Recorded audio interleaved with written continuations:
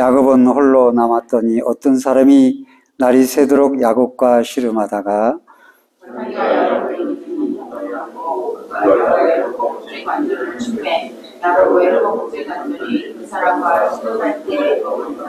그가 이르되 날이 새려하니 나로 가게 하여라. 야곱이 이르되 당신이 내게 축복하지 아니하면 가게 하지 아니하겠나이다. 그 사람이 내게 이르되 내 이름이 무엇이냐? 그가 이르되 야곱이니라. 같이 읽겠습니다. 그가 이르되 내 이름을 다시는 야곱이라 부를 것이 아니요 이스라엘이라 부를 것이니 이는 내가 하나님과 이 사람들과 겨루어 이겼음이니라. 아멘. 성경을 보면 의아한 점들이 있지요. 그것은 하나님의 선택을 축복으로 받았음에도 불구하고 또 믿음의 자녀로 택함을 받았음에도 불구하고 당시에 하나님이 쓰시기로 부름을 받았음에도 불구하고 많은 고난을 겪는 것을 보게 됩니다. 왜 그런가 의문이 많이 갑니다. 그래서 우리는 대충 모든 성경의 유인들이 순적하게 자기들의 믿음을 이루고 하나님 앞에 살아가는 것을 보지 못하고 고난을 겪고 그 고난을 이겨서 하나님 앞에 축복받는 것들을 보게 되는 겁니다. 그러니까 아무리 택했어도 하나님이 주시는 고난을 이긴 후에야 복을 주시는 것을 모든 성경의 유인들을 보면 알 수가 있는 것이죠. 그것을 우리가 보면서도 막상 우리에게 고난이 닥치고 어려움이 닥치고 절망적인 순간이 올 때는 우리에게 닥친 고난에 대해서는 이해하려고 하지를 못하고 바로 나오는 것이 원망과 불평이 나오고 왜 하나님 나를 이렇게 만드십니까? 라고 믿음에 후퇴하고 시험에 드는 경우가 참 많이 있습니다. 그래서 그런 것들을 습관적으로 신앙생활을 하면서 달고 다니는 경우가 많아요. 오늘 본문의 야곱은 이삭의 아들이죠. 그래서 아내 리브가가 아기를 뵀는데 쌍태를 뵀어요. 그래서 먼저 나온 게 에서고 발뒤꿈치를 낳고 나온 악착 같은 사람이 야곱이에요. 형이 나가니까 내가 먼저 나가야 되는 발뒤꿈치를 잡았죠. 그런데 이미 뱃속에 있을 때에 하나님이 말씀하시기를 이 민족이 작은 자가 앞으로 더 큰 민족이 되겠고 작은 자를 내가 택해서 큰 민족을 이루라. 그렇게 말씀을 하셨어요. 그러니까 야곱을 하나님이 택하시고 에서는 버렸다고 뱃속에서 택하여 주셨어요. 그런데 성경을 보면은 우리는 야곱의 축복을 많이 말하지만 솔직히 야곱은 고생하고 택함을 받지 않은 에서는 집에서 잘 살았습니다. 어머니의 아버지 밑에서 어머니 임종도 보고 야곱은 자기 어머니 임종도 못 봤어요. 야곱은 객지 생활을 떠돌면서 20년 동안 고생하고 물론 거기서 가정을 이뤄서 큰 때를 이뤄서 돌아오게 되겠지만은 고생했지만 에서는 고생했다는 말이 없어요. 단 한 가지 믿음의 핀트는 어긋났습니다. 야곱은 믿음의 줄기를 이어가지만 에서는 그의 부모의 근심이 되는 여자를 얻어서 이방 여자들을 얻어서 살아가게 되는 거죠. 그런 차이가 있지만 고생은 야곱이 많이 하는 겁니다. 오늘 본문에도 그것이 나와요. 이제 20여 년 동안 자기 외삼촌 라반에게 속이고 속임을 당해서 겨우 해방이 되어서 나와서 나 고향으로 돌아갈래 하고 가나안 땅으로 돌아오는데 척후들을 미리 파송했죠. 나를 죽이려고 칼을 간 팥죽 한 그릇에 장자권을 뺏어서 도망왔는데 형이 칼을 갈고 있었는데 풀어졌을라나 하고 보냈는데 웬걸 400인의 군사를 거느리고 야곱이 온다는 소식을 듣고 야곱을 죽이려고 준비하고 있는 겁니다. 오고 있는 거예요. 그 소식을 전해들은 야곱은 얼굴이 파래해가지고 인간의 꾀를 생각하는, 야곱은 꾀돌이에요. 인간적인 지혜, 인간적인 생각, 자기 생각이 아주 투철한 사람이에요. 그래서 어떻게 합니까? 약삭빠르게 좋은 길을 생각했습니다. 야, 선물을 마련해서 마음을 돌이켜보자. 그래가지고 어마어마한 재산을 내놓습니다. 한 떼, 두 떼, 세 떼에 그걸 나눕니다. 얌염소 200마리, 수염소 20마리, 젖나는 약대 10마리, 그 새끼 30마리, 암소 40마리, 황소 10마리, 암나귀 20마리. 지금도 이거 엄청난 금액이에요. 그 새끼 10마리를 각각 세 떼로 나눠서 보냅니다. 먼저 만나면 마음이 풀어지겠지. 그리고 이 떼를 치면 저 떼가 도망가고 뭐 이런 다 계산을 하는 겁니다. 그리고 나중에 남은 짐승과 처자식을 또 보냅니다. 왜 그렇습니까? 이 짐승을 치고 처자식까지 치면은 나는 도망가야지. 비겁하죠. 아직도 야곱이 애생각이, 애생활이, 애사람이 남아있는 거예요. 자기 꾀가 남아있는 거예요. 아니, 내 처자식과 난 함께 죽으면 죽겠다. 그리고 나가야지. 믿음의 사람 하나님 지켜주기. 여태까지 22년 동안 이삼촌 라반의 집에서 꿈을 주시고 신풍나무 다풍나무로 축복을 주시고 재산을 늘게 하시고 하셨으니 믿고 믿음으로 나가야지. 내 처자식을 치면 나는 도망가야지. 그리고 야복강변에 혼자 남았던 것입니다. 얼마나 인간적입니까? 그렇게 남아있다가 마음이 안 놓이는 거예요. 그래서 야복강가에 하나님한테 아이고 어떻게 하면 좋겠습니까? 이거 참 불안합니다. 살려달라고 기도합니다. 그러니까 야곱이 마지막으로 3일간 금식 거기서 야복을 철야기도 하죠. 근데 하나님의 사자가 나타나서 야곱의 사람으로 오셔서 야곱 희롱해가지고 야곱을 앉으려고 하죠. 고관절을 쳐서 부러뜨립니다. 그러니까 야곱은 도망도 못 가게 돼 있어요. 야, 절망이다. 다리가 성해야 도망가지. 어떻게 도망가면 절름발이로. 그러니까 그때 야곱이 꺾어지는 겁니다. 이때 항복합니다. 그래 하나님이 항복하는 모습을 보고 야곱에게 네가 나와 싸워서 이겼다. 오히려 야곱이 항복했는데 오히려 야곱이 이겼다고 선언하시고 너는 야곱이라 부르지 말고 이스라엘이라 부르라 그랬습니다. 야곱이 인생이 여기서부터 야곱의 인간적인 끼와 생각이 여기서부터 꺾어진 것입니다. 그래서 야곱이 아니라 이스라엘로 축복의 사람으로 변화되게 되는 거고 이후부터 야곱의 행실을 보면은 뭐든지 다 믿음으로 행하는 걸 보고 끝까지 애굽에 내려갈 때까지 요셉이 살아있음을 알 때까지 그 하나님 앞에 믿음으로 살아가는 변화된 모습이 여기서 나타나게 됩니다. 그러니까 사람은 이렇게 할 수 있어요.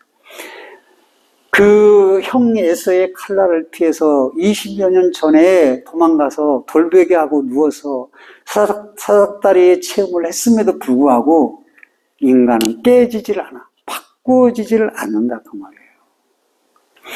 20년 동안 라반의 집에서 종살이, 노예살이, 아내를 비록 얻고 했지만은 그거 해서 고생했습니다. 그러다가 나중에 재산을 지혜롭게 하나님의 은혜로 얻게 했는데 그래도 인간은 아직도 자기 꾀입니다. 안 깨집니다. 자기 생각입니다. 자기 하고 싶은 대로 하고 자기 말하고 싶은 대로 던지고 또 자기 판단으로 합니다. 아직도 안 깨져요. 저는 이걸 보면서 우리가 수없이 들은 야곱의 얘기이지만 우리는 이것을 보면서 나는 아직도 깨졌나 안 깨졌나 이 부분은 살피지를 못하는 거예요. 나도 아직도 우리가 더 완전히 고관절이 깨지듯 깨져야 사람이 변화되고 축복의 사람이 되는 거예요. 아무리 선택을 받았어도 깨지지 않고는 축복이 되지 못하는 것을 알게 됩니다. 하나님의 축복은 이때부터 시작이 되는 것을 알게 돼요. 그러니까 어떻게 됩니까? 완전히 절망합니다. 형 에서는 자기를 죽이려고 400인의 군사를 거느리고 어떻게 견딥니까? 군사인데 양치기들하고 어떻게 싸워서 이깁니까? 말이 안 되는 얘기죠. 허벅지 관절이 부러져요. 그래서 항복을 하고 하나님 앞에 간구했는데, 그런데 에서가 달려오더니 야곱을 보고 죽일 마음이 싹 사라졌어요.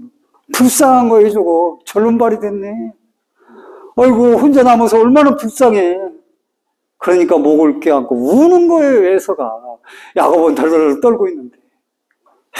이제 왜 왔냐 그러는 거예요. 죽이려고 왔는데 사실은. 바꿔줬어요, 마음이. 내 동생아, 이제 우리 같이 살자. 네가 선물 준 거 다 필요 없다. 나 많다. 아니에요, 형 거예요.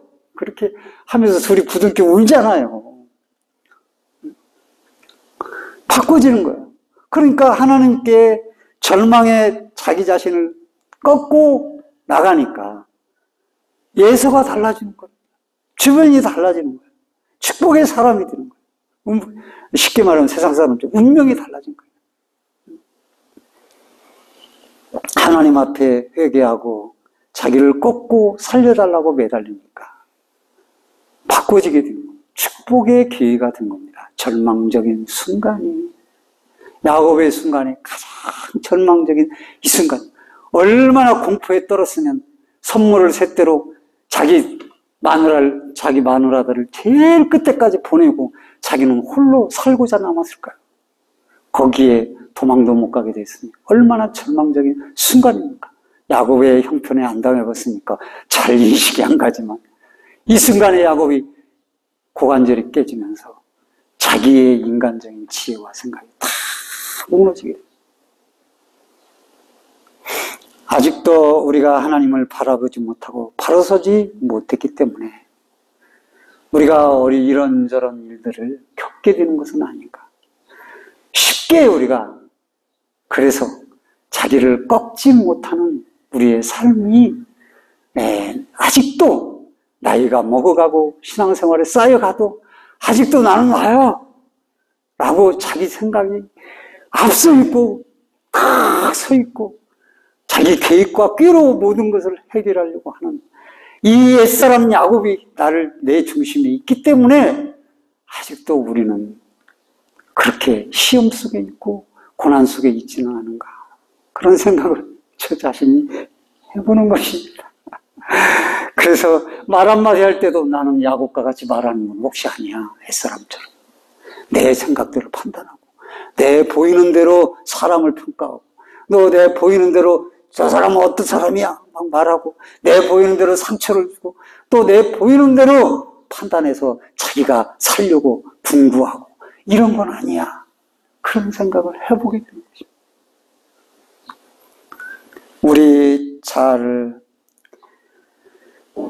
고통과 슬픔의 방망이로 무너뜨리신 다음에 참된 복을 주시려고 하는 하나님의 참된 지혜 앞에서 알량한 한 치 앞에 내다보지 못하는 인간의 지혜를 펼치고 있는 우리 자신의 어리석음을 이 사건을 통해서 보게 되는 것입니다. 내 자신의 건강이나 물질이나 학식이나 세상적인 모든 것이 다 쓸데없는 것을 우리는 빨리 믿음의 사람일수록 깨달아 알아야 합니다. 그러나 잘 그러지 못하는 것이 우리예요. 주님께 항복하고 무릎을 꿇는 사람이 빨리 회복받고 은혜를 받을 수 있다라고 하는 것을 알 수가 있어요. 모세도 자기의 지혜와 무술의 능력을 믿고 의지했을 때는 하나님이 축복하지 않았습니다. 겨우 애굽 한 사람 쳐 죽이고 누명을 쓰고 도망가는 살인자가 되어서 도망자의 신세가 되었을 뿐입니다. 미디안 광야에서 40년 동안 지내면서 절망 가운데 이르렀을 때 시내산 불꽃 가운데 하나님이 말씀하시고 모세야 지팡이를 잡아라 말씀하시고 자기가 깨어진 데 저 말이 드네요. 저 힘도 없어요. 그러니까 가라 이거예요. 힘 있을 때는 돌아보지 않으시다 하나님이 다 꺾어지니까 내가 너와 함께 하겠다. 가라. 네 백성을 이끌어내라. 약속의 땅으로 드리라. 말씀하시는 거지. 모든 사울이 바울이 된 것도 마찬가지잖아요. 자기가 가장 옳은 사람이 사울입니다. 이름도 큰 자예요.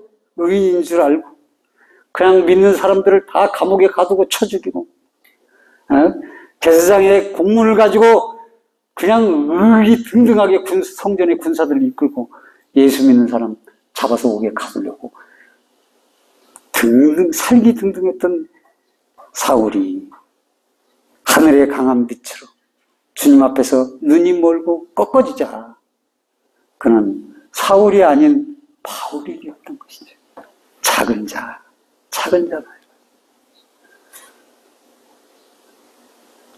자신이 잘난치 않은 것, 고집, 욕심, 교만, 아집이 철저히 깨지지 않고 부스러져야 그런 것들이 부서져야 되는데 그러지 못할 때 어쩌면 그것이 우리에게 복을 가로막는 요인은 다른 것이 아니라 그런 것은 아닌가 생각을 하는 것이죠. 절망의 교인은 그래서 나를 꺾을 수 있고 내가 힘들다고 느끼는 순간에 나의 혈기와 나의 방자한 오만을 꺾을 수 있는 그래서 그걸 축복의 기회로 바꿀 수 있는 좋은 기회가 아닌가라고 하는 것이죠. 그렇습니다. 어떤 집사님이 이건 실제로 있었던 일이에요. 어려울 때는 그래도 열심히 신앙생활을 했는데 돈이 막 늘어나고 사업이 잘 되니까 아유 빌딩 사면 네 빌딩 사고 교회를 안 나오는 거예요. 왜? 바쁘다 이거예요. 그리고 또 건물을 지어 야 하나님 안 믿어도 잘 사는구나. 아 교회 안 나오도 잘 되네. 교회를 나오라고 아무래도 신앙생활을 회복하라고 안 듣습니다. 왜? 잘 되는데요, 뭘. 그래서 무슨 박사학위도 받고, 뭐, 무슨 상도 받고, 뭐, 도지사상인가, 무슨 장관상인가, 뭘 받고, 무슨 중소기업에 뭘 받고, 이렇게 유명한 인물이 됐는데, 나중에 얼굴이,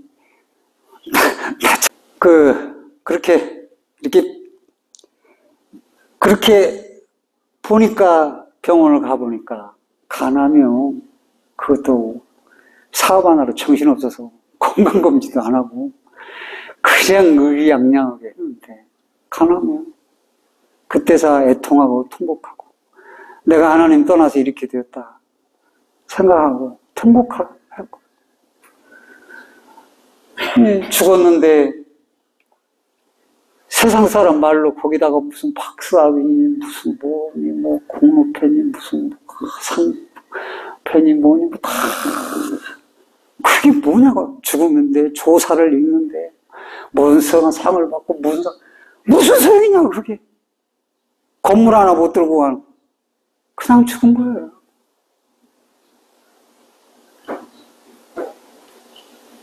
아무것도 아닙니다. 다 소용없는 그냥 사업이 잘 될 때 하나님 잘 섬기고 하나님 앞에 잘 심었으면 얼마나 복입니까 그게.